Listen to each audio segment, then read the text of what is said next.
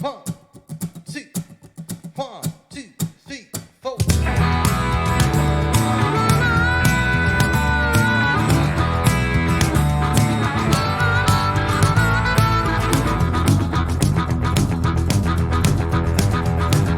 Just so many hours you spent on the phone, I wasted here loving you. Now you gonna tell me that you're on your own, you're leaving me sad and blue. Just so many days you've been on my mind, you been stop trouble on down the line. Fool if I go, fool if I stay, tell you what I'm gonna do. Tell you what I'm gonna do. Tell you what I'm gonna do. Let it roll, let it glide, let it fall. And howdy. How you doing? Mr. Producer, how are you doing? I'm doing great. So, right off the bat, we have these little pre-production shows where I say, here's the things we're going to talk about, and then I was like, I got something I'm going to talk about. It has nothing to do with what we said. I want you to know something. I've been to the gym 2 days in a row. Oh wow! Can you? I kind of thought You you were kind of kind tell, of puffed can't up you? a little bit. Yeah, man. 2 days in a row, and man, it just hurts. Because when I did my, I just like, ooh, wow. You felt it. Yeah. That's a muscle that I've not used in some 29 months. Congratulations. Thank you very much.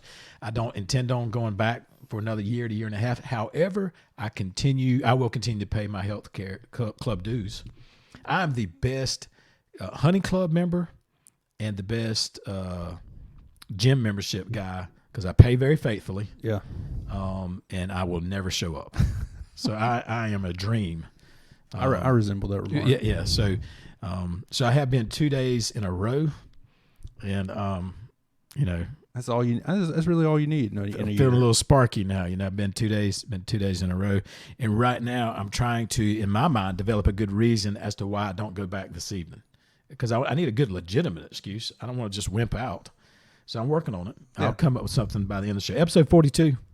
Episode Randall Godfrey. I think I didn't even look it up, but I think Randall Godfrey was 42. If not, nobody else is going to know, nor are they going to care. Yeah. I don't even think that people even realize yet that we name our episodes after jersey numbers of Georgia football. I don't think people care about any of that kind of stuff. But Not really. They know what this is. Yeah.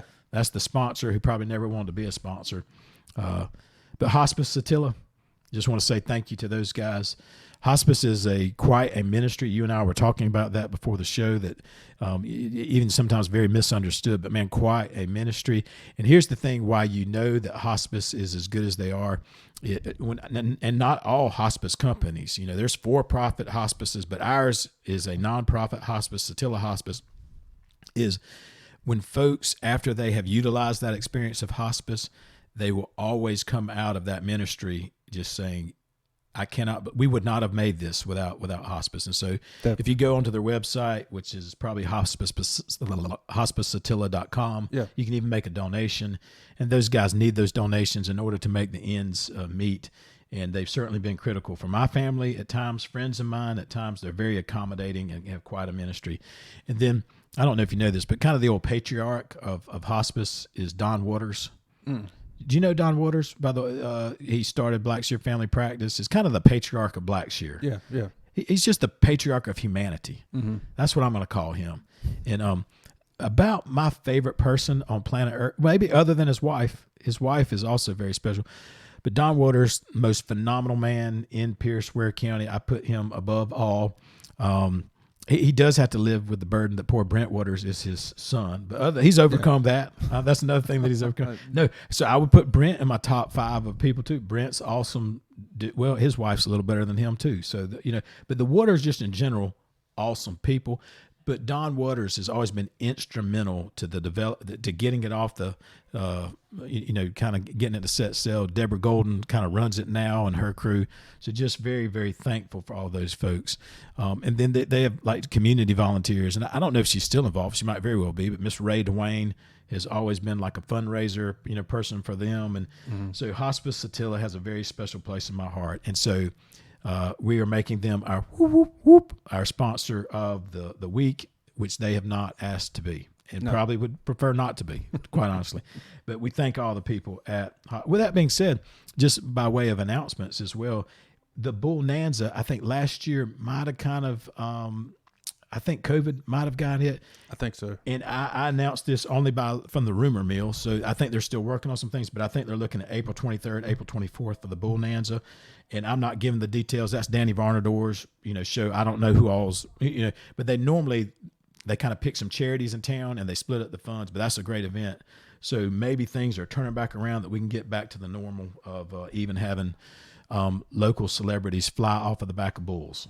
That'd be good. I mean, that would, if nothing's going to cure COVID, no, it'd be a local bull nanza, Make it easier to live with. That's right. That's right. Let's see. I wanted to talk just a little bit. I'm going to do things a little bit different. I know that surprises you. I'm totally shocked. But I think the show has been very, when I say the show, I never speak on your behalf, Mr. Producer. I've let you, you voice your own opinions and those kind of things. That's right. That's what America's all about. But when I say the show, I'm mainly meaning me up here running my mouth. We kind of call it like we see it. And I have found very little redeeming in the new president's first 2 to 3 weeks, whatever it's been. But what I'm going to do, and this is going to be I'm going to do the opposite. I'm going to try to find something positive that Joe Biden has done. And very little can I find. The things that I find most dear to the fabric of our society as Americans, he seems to be totally against. So I'm going to make that. But I found something that he did that I think is phenomenal personally, for personal consumption. Yeah. I think I was like, now that I can sign up, for.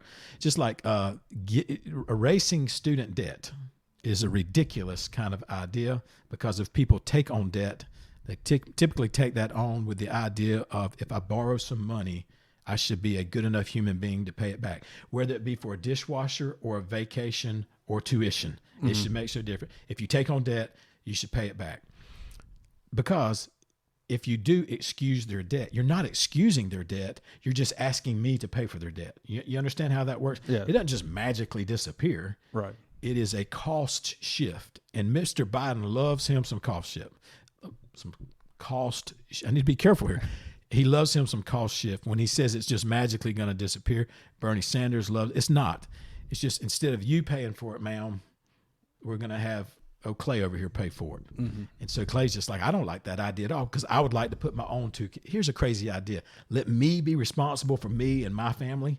And if I can't make that happen, then that's on me. You see, but if you make me also pay for other people's college debt, it's hard for me to pay for my own 2 kids' debt.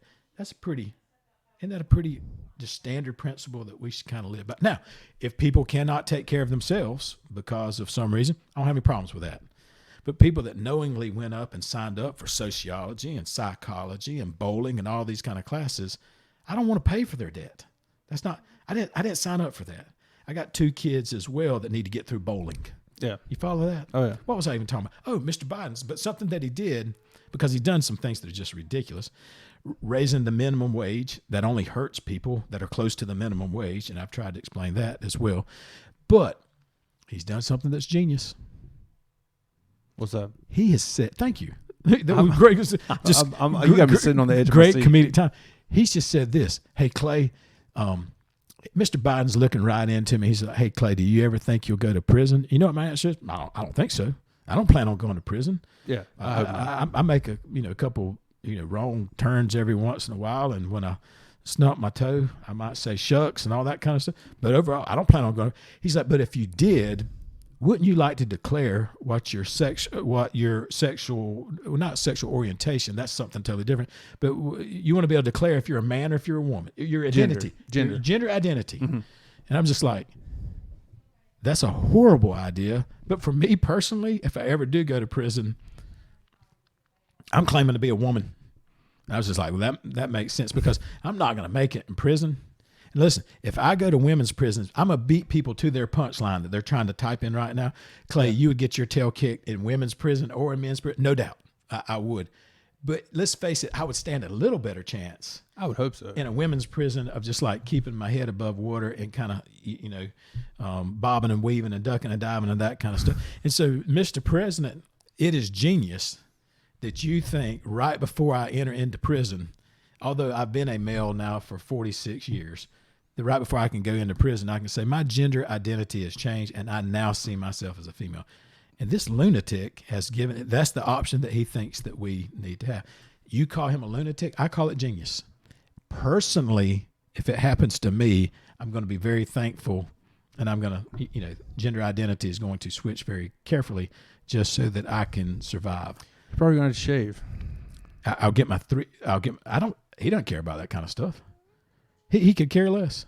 You could go full bearded, like that thing that you were growing, whatever that thing was that was growing out of control, where you had a muskrat dying on your chin. Yeah. He wouldn't care. Huh. He's just like, Mr. Producer, do you think you're a woman? You're like, I do now, sir. He's like, well, come on in. Welcome.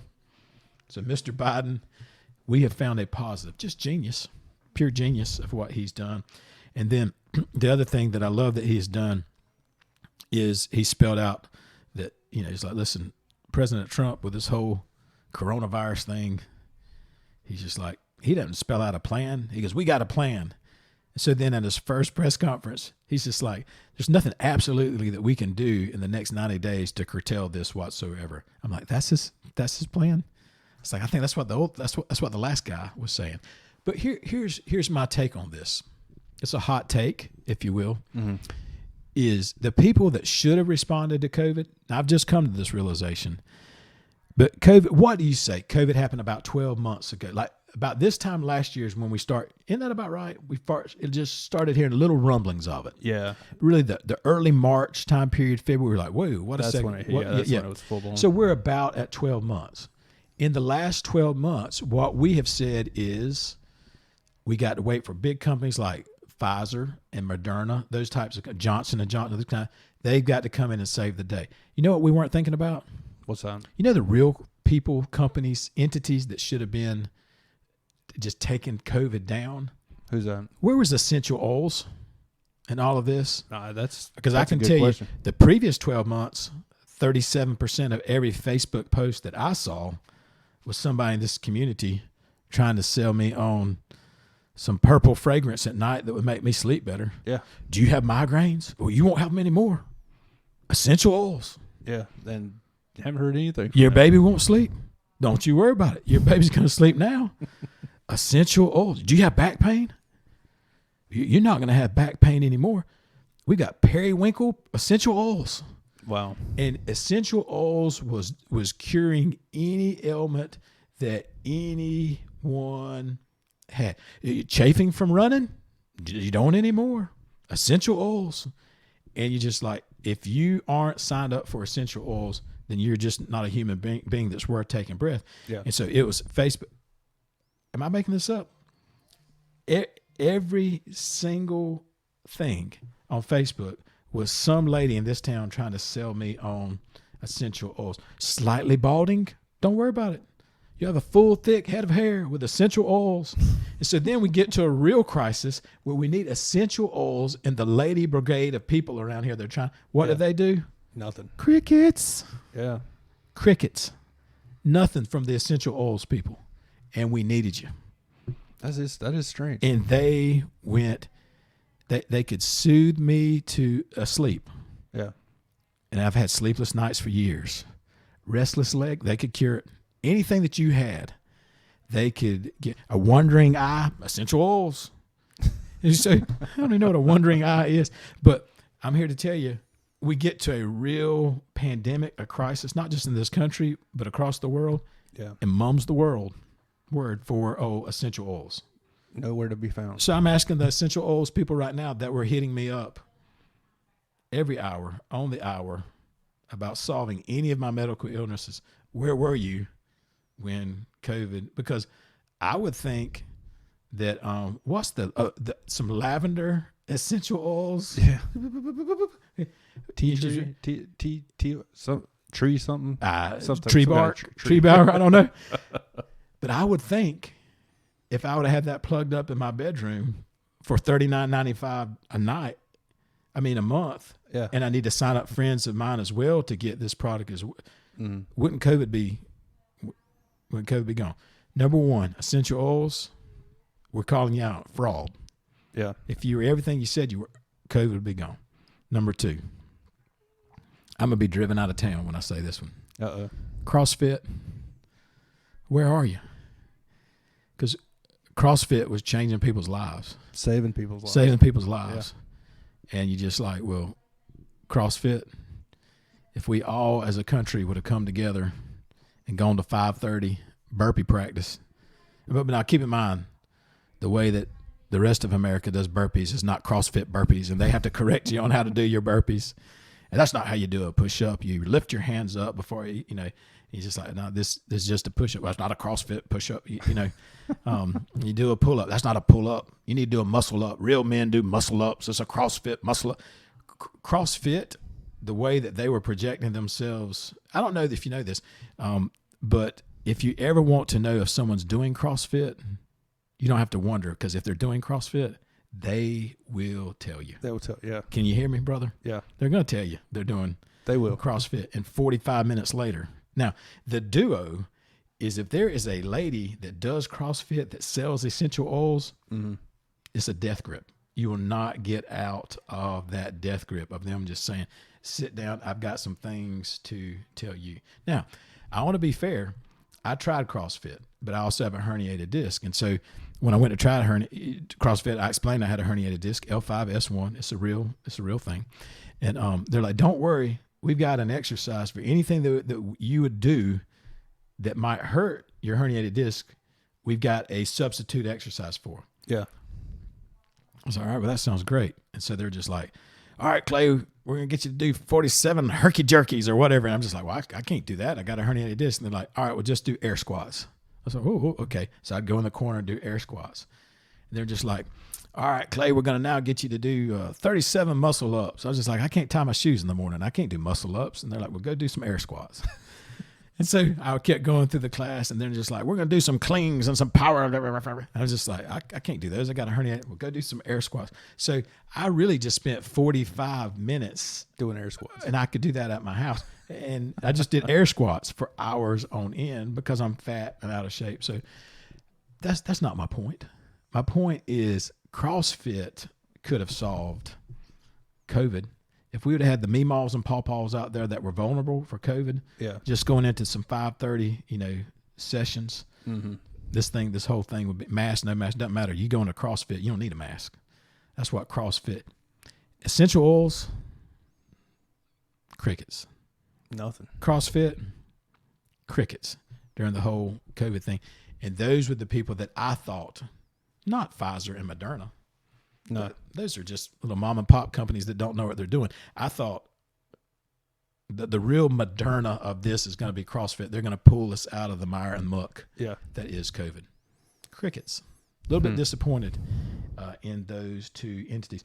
Along those lines, where do y'all stand at y'all's house on Pepto-Bismol? Do y'all use it? Is it in your cabinet right now? I think there's probably some from 1998, some Pepto chalked up in the probably some tablets. Okay, maybe. Do you know how when you get married, and anytime I say a story like this, I always like to begin by saying, my wife is hot as fire. She's hotter than a pan of biscuits. She's beautiful. I outpunted my coverage. She's lovely. She's a great mom. She's a great wife. She's fantastic looking. She's a good lady. All this kind of stuff. So obviously this means I'm about to throw her under the bus. Yeah. But you realize, like, when you get married, you think you know everything about everyone, but then as you start spending time together and you become roommates too, once you're married, that you say, well, their family did things a little differently than my family. Not a big deal, but you start to. Our first big thing was, I said, we were going to the grocery store, and she says, well, what do you want? And I said, some orange juice.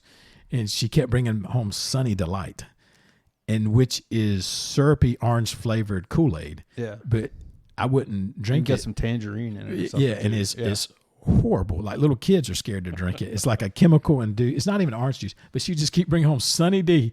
And I said, well, okay. It is orange in color. Yeah. And so then next time we go to the grocery store, she said, well, I'd like a little orange juice, and still come back with the. So we had just stacked bottles of Sunny D. And finally she goes, you keep saying that you want orange juice, but you won't ever drink it. I was like, I haven't seen any orange juice. And she's like, well, we got Sunny Delight. So that was kind of the funny thing. She, for whatever reason, kind of categorized Sunny Delight as orange juice. That's a free pass. Not a big deal. I did tell you she was very beautiful. Yeah. Did I mention that? Yeah, okay. I remember you saying that. But her family / mainly her belief in Pepto-Bismol is astounding. Is that the essential oil? Oh man, like I can remember one time. I think we had a situation. Neely was probably 6 or 7 years old, and we had horses, and a horse just ran right over her. That's about the time we got out of the horse business. I'm talking about just ran over her. And Neely had a tooth coming out of her skin and her mouth and all this kind of stuff. And we were trying to get everybody collecting all this kind of stuff. I swear to you, my wife's like, well, let's just get the Pepto. This will cure anything. You know, I did not know that. Oh, she believes in Pepto for if I ever come home like with a major diagnosis, like, honey, I hate to tell you, but next week I've got to go to Mayo or St. Vincent's. I've got an old Widowmaker over here. They've got to do open heart surgery. They got to do, bypass on me. The words coming out of her mouth are going to be, before we do that, let's try some Pepto. Her family believes in Pepto like being the cure-all for anything and everything. And so I was just like, it's just a chalky substance that makes your tum-tum feel a little bit better, you know? Yeah. And she's like, oh, no, it's like a miracle. But if she does bring me, Pepto, like if I have a herniated disc, I think she's just going to rub some on the back right there or whatever. I can tell you this, she's the most beautiful nurse ever to come and deliver it to me. Yeah. But their belief in Pepto is just, it's unusual. It's inordinary. Is that a word? Inordinary? See, I'm public school educated. I trip myself over stuff like this. It sounds. This is my brother call. Should I get him live? Yeah. Let's do that. Yeah, Let's do that. Get him on there. Hello. Hey, I'm taping the Clay and Woodrow show right now. Can I call you back? We're right in the... That seems to have anything to add. Okay. All right. I'll call you back in just a little bit. All right. Okay. You're literally on the show right now. So, all right. Bye. That's the closest. That is actually him. And he actually had some good news for me, but I don't know what it is. That's the closest I'll ever get my brother of coming on the show. Yeah. So anyhow, once again, we're horrible at transitions. Banks sure didn't help him by calling in the middle of it. But it will make him check in tonight and actually, probably. We should have asked him what his feelings on Pepto-Bismol were. He'd clam up. He'd give you absolutely nothing. Like, he is an engineer. And let's get back to this. I refer to him on this show as a refrigerant engineer. Yeah. And so then he calls me. He's like, Clay, I've never even heard of that terminology before. My friends at work watch this. They think I've given you some fancy dancy.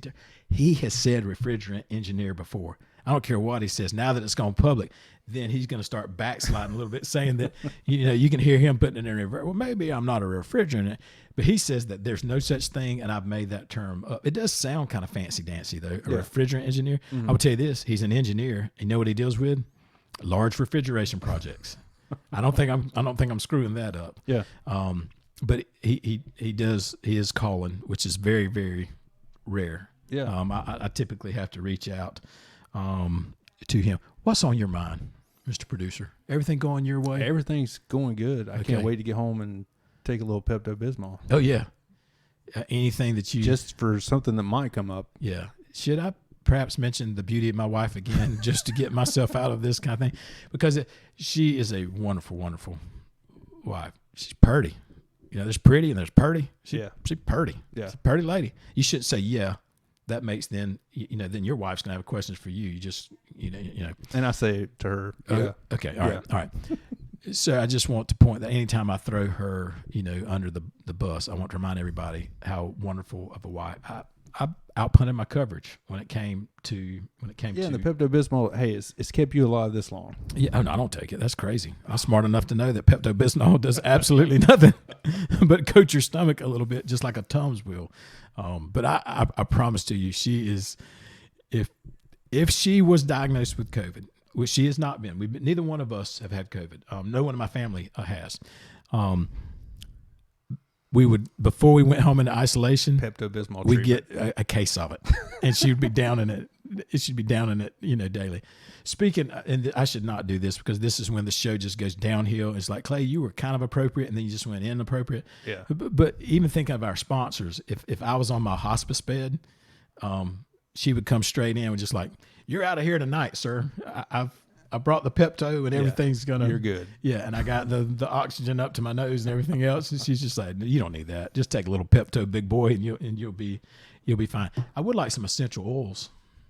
Mr. Producer, would you do that for me if I'm gonna get if on I ever come kind of to my end days or times where I'm not doing physically that well at all? Absolutely. And if you could just also in the corner do some air squats for me, just to remind me Just to help your feelings. just to help my feelings, some essential oils and some air squats. And I that could kind of anoint you with some essential oil. stuff. Oh, Yeah. yeah, and because I'm more on the Baptist side, I'm not highly liturgical, so Right. you're going to be ramping up my game too. And I can incorporate some air squats into that too. Can I tell you what time are we at? I got a great story I want to share. We're only at 24 minutes. Oh, we're good. We're good. Yeah. So we'll end probably this story, but this is phenomenal. So when I was in college, I just graduated from Mercer. I became ill. And Brooke and I, we were not even engaged at the time, but she was my special somebody at the time. And just as pretty as she could be. Good gracious, she's pretty. All right. So, but I was in our local hospital, but in intensive care. So as a college kid being in intensive care, that's pretty. And I'm a believer. I have no problems. I'll shout it out the rooftops. I think y'all know I'm a believer, a follower of Jesus Christ. And but I was in an intensive care unit, but just a volunteer chaplain came by. And my dad was sitting in the corner of the room, but I was in intensive care, but they let him in. And he said, "Is it okay if I pray with you?" And I said, "Absolutely, that would be fine." Even as a 20, like it didn't bother me. I wasn't. And my dad, I was laying in bed, but I could see my dad, sitting right here in the corner. And my dad thought that was a good idea too. And so the man came to pray with me bedside. Now keep in mind, this is way before COVID and that kind of stuff. And the next thing I know, me being very conservative, Baptist, here's the church, here's the steeple kind of kid. The funny thing occurred. This guy was very Pentecostal charismatic, and he reached back his hand and he came down with the forehead. I don't know what. I know you're Episcopalian, so this is not in y'all's world either. No. But the Hamanaka, I don't know what that's called, but he gave the hey, hey, and very charismatic in his prayer, and almost scared me to death. Now, in no way, shape, or form am I condemned. I'm grateful to this day that the man absolutely. prayed. He just came from a different, background. Yeah. But he got my old eye kind of all cornered up in it, and so I could see my dad in the corner of my shriveled up eye where this man's hand was, hey, and he did a little, speaking in tongues. Wasn't an interpreter there to tell me what he was saying. So, but that's neither here nor there. Right. All right. I'm not getting involved in that. Yeah. Because I've already made Jimmy Buffett fans mad. I've made Alabama fans mad. I've made Disney World fans, Jeep riders mad. Now I've made essential oils people mad. CrossFit people mad. Yeah. I'm not getting my charismatic friends upset. No, with me. you But he shouldn't. didn't have an interpreter. Okay. And I'm just telling you. But I could make eye contact with my dad, and we both got so tickled because it caught me so off guard. And I was, I felt horrible. I was sick. I mean, super sick. But I got so tickled with this man's prayer. But I had a pillow behind me, and he would just keep like grinding my head into but he got really charismatic, about his prayer. That's the thing I remember most about intensive care was the charismatic man that came in and prayed with me and scared me half to death. That might have motivated you to get out. Well, that, and I didn't have essential oils back then. No. My stay would have been 48 hours quicker if they just would have had some lavender over there in the corner coming up, the spruce goose over there in the corner. Mm-hmm. I'd have been out 48 hours. And how much Pepto-Bismol did you get? Brooke. Now at that time, you didn't know about it. We weren't married, so I kind of thought her family had a reasonable expectation of Pepto-Bismol. Was somewhat normal. Yeah. That's why I didn't know. But the charismatic prayer, if my blood pressure was low, which I don't think it was, it spiked. That man got my attention. I mean, he came from 12 o'clock down to 6 o'clock with the head slap of the prayer. Mm. And growing up at Central Baptist Church, Dallas Sharpton had never done that to me. Yeah. He had never slapped me upside the head to start up a prayer. Mm-hmm. But I will always remember that. And it might be that I might try to incorporate that into. It sounds like a good idea. Would you just polish up your resume over there in the Episcopalian world before you do that, and make sure that you have that together? But I don't know who that guy is. But can I tell you what it is? I'm thankful for him. Absolutely grateful that he came by. I'm thankful for his prayer.